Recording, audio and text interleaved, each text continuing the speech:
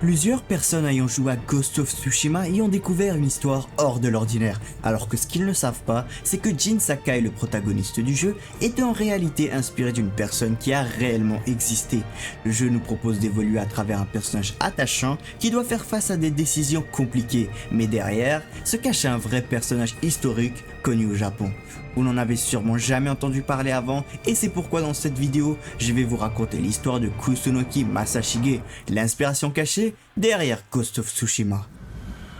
Chapitre 1. La naissance du fantôme. Kusunoki Masashige est né en 1294 dans le district de Kawashi, situé dans l'actuelle préfecture d'Osaka au Japon. Il grandit dans une maison fortifiée, entourée de rizières et de forêts, ce qui lui sera utile pour le futur. Il vit dans une famille de Chisamurai, un titre que l'on donne à des propriétaires indépendants de domaines, et avait un statut de chef locaux avec quelques hommes d'armes sous leurs ordres. Cependant, bien que sa famille possède un peu de pouvoir, au final, la région est dominée par le shogunat de Kamakura, dirigé par la famille illégitime Hojo. La famille Hojo ne devrait pas pouvoir contrôler le Japon comme cela. En effet, ils ne sont même pas shogun, puisqu'il faut un descendant légitime de Minamoto, le premier shogun. Ils utilisent donc une faille dans le système qui leur permet d'être régent du shogun, un poste qui contre toute attente donne plus de contrôle que shogun. Ils peuvent donc décider librement qui sera shogun et s'assurer qu'il se pliera à leur vision du Japon. Ils gouvernent donc de façon très autoritaire en imposant des lois strictes et en écrasant toute opposition. Cela forge chez Kusunoki un sentiment d'injustice dès son plus jeune âge puisqu'il est témoin de la misère des paysans et des abus des collecteurs d'impôts du shogunat. Dans ce sens, il commence ses études et apprend les principes de Confucius sur la loyauté, la justice et la piété familiale, qui va énormément marquer sa philosophie. Il commence déjà à se préparer à sa future vie de chef en apprenant l'art de la ruse et de la stratégie, et le kanbun, le chinois utilisé par l'élite japonaise. À partir de 11 ans, il commence à apprendre les arts martiaux et le maniement de diverses armes, notamment le yumi, l'arc long japonais, et bien sûr le katana. Il apprend aussi à monter à cheval, une compétence nécessaire à l'époque. Je pense que vous commencez à voir la ressemblance. Il est alors déjà respecté par les paysans et est considéré comme un samouraï sage. Une légende raconte même qu'à l'âge d'à peine 11 ans, en voyant un villageois en difficulté face à deux voleurs, il court à sa défense sans armes et se bat à main nue contre les deux agresseurs. Il met le premier à terre d'un coup de poing, brise le nez du second, puis les chasse en les frappant avec un bâton. Cette histoire montre l'importance du petit peuple à ses yeux. Dès 16 ans, il se bat contre des petits groupes armés dans les montagnes environnantes. Il faut savoir que les régions éloignées en montagne sont très fréquentées par les bandits. Effectivement, le shogunat ignore souvent ces régions au détriment de la population qui se voit délaissée, et les vols sont fréquents dans ces zones. Bien sûr, vous vous en doutez, quand vient les impôts, le shogunat se réveille soudainement pour aller chercher ses sommes dans les villages. Notre protagoniste en profite pour tester de nouvelles techniques de combat en utilisant des stratégies normalement interdites par les samouraïs comme des embuscades ou les techniques de guerre asymétriques. En d'autres termes, frapper fort pour ensuite disparaître, un peu comme un fantôme. Chapitre 2. La tentative de renversement du pouvoir. Dans les années 1320, alors que Kusunoki Masashige atteint la trentaine, un vent de rébellion commence à souffler sur le Japon. L'empereur en place, Go-Daigo, ne supporte plus de n'être qu'un symbole sans pouvoir réel. Il est censé être l'autorité suprême du pays, mais dans les faits, ce sont toujours les Hojo, les régents du shogun, qui dirigent tout depuis Kamakura. Mais cette fois, la situation est différente. Go-Daigo ne veut pas être un empereur sans pouvoir. Il veut renverser le shogunat, rétablir un gouvernement dirigé par la cour impériale et redonner un sens à l'autorité impériale. C'est un plan extrêmement risqué. Le shogunat possède une armée redoutable et jusqu'ici, toutes les rébellions ont été écrasées sans pitié. En secret, Go-Daigo entre en contact avec des guerriers de province. En apprenant cela, notre héros décide de se joindre à l'empereur, en y voyant une façon de redonner le pouvoir au peuple et supprimer les injustices de la famille illégitime. Il fortifie donc discrètement des positions dans les montagnes, notamment à Kasaka, un château qu'il construit en haut d'une colline boisée, difficile d'accès et presque invisible à l'œil non averti. Il forme ses hommes à des techniques de guerre non conventionnelles. Il sait qu'il ne peut pas vaincre frontalement les armées du shogunat. Il mise donc sur la ruse, la connaissance du terrain et la patience. Il n'est plus simplement un chef local, il devient un stratège, un homme qui pense à long terme et qui attend le bon moment pour frapper. En 1331, l'empereur Go-Daigo tente enfin sa chance. Il lève une armée et déclare ouvertement son intention de renverser les Hojo. Malheureusement, le soulèvement est trahi de l'intérieur et Go-Daigo est rapidement capturé et exilé sur une île lointaine. Le plan semble avoir échoué. Mais Kusunoki ne baisse pas les bras.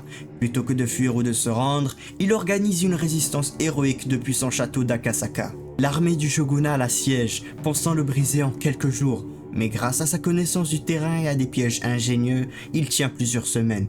Il fait croire à ses ennemis qu'il y en surnombre, fait circuler des feux et des bannières la nuit pour donner l'illusion d'une grande armée. Malheureusement, cela ne suffira pas puisque le château prit feu. Masashige Kusunoki et ses hommes furent déclarés morts. Chapitre 3. Mort et renaissance. Après l'incendie du château d'Akasaka, l'annonce se répand rapidement dans tout le Japon. Kusunoki Masashige est mort, tombé en martyr dans les flammes avec ses derniers hommes. Le shogunat jubile, le seul véritable chef militaire qui avait réussi à leur résister n'est plus. Mais dans l'ombre des montagnes, la vérité est tout autre. Kusunoki a survécu. Grâce à une ruse méticuleusement préparée, il a fait croire à sa mort pour tromper l'ennemi. En secret, lui et une poignée de fidèles ont fui à travers les forêts profondes de Kawashi et se sont repliés dans les hauteurs du mont Kongo, un endroit si reculé qu'aucun soldat Hojo n'y mettrait les pieds sans s'y perdre. Là, dans le silence des arbres et le froid de l'altitude, notre protagoniste reconstruit ses forces. La guerre recommence plus vite que prévu. En 1332, un an après sa défaite, l'empereur Go-Daigo parvient à s'évader de son exil. Il reprend immédiatement contact avec les clans qui lui sont restés fidèles, et parmi eux, un nom revient comme une légende chuchotée dans les temples et les vallées. Kusunoki Masashige, le samouraï qui serait revenu d'entre les morts. Lorsqu'il se retrouve enfin, l'empereur n'y croit pas. Il croyait Kusunoki mort. Mais devant lui se tient un homme plus déterminé que jamais, prêt à livrer son corps et son âme pour restaurer l'ordre impérial. Kusunoki fortifie alors un nouveau château, Shihaya, construit au sommet d'un pic rocheux entouré de ravins, dans un lieu encore plus reculé qu'Akasaka. Cette fois, il transforme la nature en arme. Chute de pierre, passage étroit, tout est pensé pour piéger une armée entière. En 1333, les Hojo reviennent à la charge. Ils sont 10 000 alors que les hommes de Shihaya comptent 1000 guerriers. Mais cette fois, Kusunoki est prêt.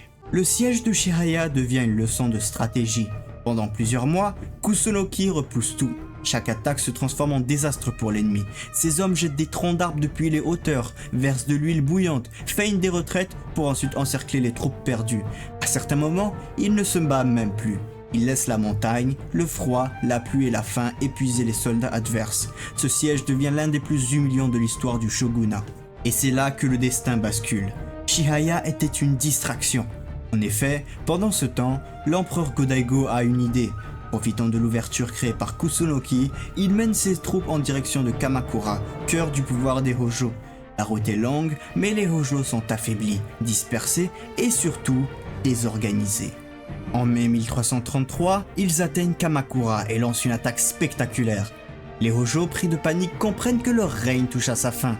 Le dernier régent, Hojo Takatoki, se suicide avec toute sa famille dans leur sanctuaire, mettant un terme brutal à plus de 140 ans de domination.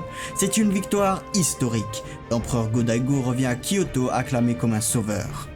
Il met fin au shogunat de Kamakura, abolit la fonction de shogun et annonce que le pouvoir impérial est enfin restauré. Kusunoki Masashige est alors célébré comme le plus grand héros de cette reconquête. Sa loyauté sans faille, son génie stratégique et son courage sont reconnus dans tout le pays. Mais cette victoire est fragile, car dans l'euphorie de son triomphe, Go-Daigo commence à se convaincre qu'il peut gouverner seul, sans l'aide des samouraïs qui l'ont sauvé. Chapitre 4. Une dernière bataille. Parmi les exclus figure un homme puissant, redouté et très ambitieux, Ashikaga Takauji. Au départ, fidèle à l'empereur, Takauji se sent trahi. Il lève alors ses troupes, prend le contrôle de Kyoto, puis annonce sa propre vision. Un nouveau shogunat, mais cette fois sous sa bannière. Le pays à peine rassemblé sombre à nouveau dans la guerre. Kusunoki Masashige est déchiré. Il a juré fidélité à Go-Daigo et il ne trahira jamais ce serment. Mais dans son cœur, il sait que Takauji est plus lucide, plus réaliste, et qu'il a l'appui de nombreux clans. Notre bon samouraï supplie l'empereur de négocier avec Ashikaga. Il lui envoie des lettres, propose des plans de paix ou de retraite stratégique. Mais Go-Daigo refuse. Aveuglé par l'orgueil, il ordonne à Kusunoki de marcher contre Takaoji avec des forces largement inférieures. Ce n'est pas une bataille, c'est une mission suicide. Kusunoki comprend alors que son empereur va perdre et que son propre sang ne changera rien. Mais il ne recule pas. Il sourit et il dit ces mots célèbres. « Si je pouvais renaître cette fois, je donnerais mes 7 vies à la nation. » Ces mots témoignent de sa loyauté éternelle envers le bien du peuple. Nous arrivons finalement au 5 juillet 1336, cette journée sans la mort. Il est accompagné de son frère et de près de 700 hommes. Face à eux, une armée de 30 000 hommes. Malgré leurs désavantages numériques, ils avancent, sachant très bien que c'est sans doute leur dernière journée.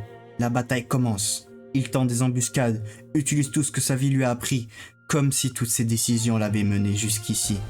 En se battant, Kusunoki se rappelle tout ce qu'il a défendu dans sa vie et se bat comme une furie. Malheureusement, ses compagnons tombent un à un et au crépuscule, Kusunoki Masashige, blessé encerclé, comprend que la fin est venue. Il ne veut pas mourir entre les mains de l'ennemi, alors avec son frère, il s'éloigne calmement de la ligne de front, s'assoit sous un arbre, boit une dernière gorgée d'eau et se fait seppuku, le suicide rituel du samouraï fait avec honneur et dignité. À la porte de la mort, il glisse une dernière parole à son frère, rempli de regrets. « Ce monde n'est pas fait pour que nos vœux se réalisent. » Dans cette histoire, Kusunoki Masashige est mort. Cependant, tous les gens qui l'ont suivi ainsi que ceux qui étaient contre lui témoignent un immense respect à son égard. Même Ashikaga Takaoji, celui qui l'a combattu, dira plus tard qu'il aurait aimé que Kusunoki le suive pour qu'il crée un monde meilleur. Un seul homme a réussi à influencer le Japon au complet et est devenu un symbole de loyauté. Dans cette optique, Ghost of Tsushima n'est pas une biographie, mais dans chaque montagne, chaque combat dans l'ombre, chaque choix entre honneur et survie, on retrouve un peu de Kusunoki Masashige. Il n'est pas un personnage de fiction, mais il est devenu plus grand que tous les récits. Un fantôme, resté fidèle jusqu'au bout. J'espère que vous avez aimé la vidéo. Si c'est le cas, n'oubliez pas de vous abonner, de lâcher un like et dites-moi ce que vous en avez pensé en commentaire. On se revoit bientôt, à la prochaine!